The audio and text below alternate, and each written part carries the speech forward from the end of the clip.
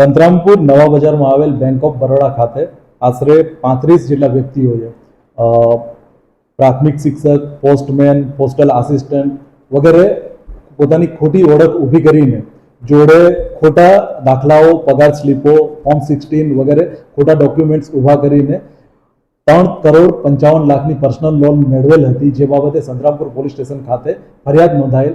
Police તપાસ દરમિયાન પોલીસને બેંક ઓફ બરોડાના મેનેજર ભૂપેશ પુરોહિત નું પણ ઇન્વોલ્વમેન્ટ જણાઈ આવેલ છે. આ મેનેજરે આ બધા વ્યક્તિઓ જોડેથી 12% કમિશન લેખે આશરે 38 લાખ જેટલા રૂપિયાઓ લીધા હતા અને જોડે મયુર પંચાલ નામના એજન્ટની પણ ભૂમિકા સામે આવી છે. પોલીસ આ દિશામાં તપાસ કરી રહી છે અને આના સિવાય બીજા કોઈ વ્યક્તિઓ પણ સામેલ છે કે નહીં તેની પણ તપાસ ચાલુ છે. પોલીસે અત્યાર સુધીમાં 18 જેટલા આરોપીઓની ધરપકડ કરી લીધી હતી.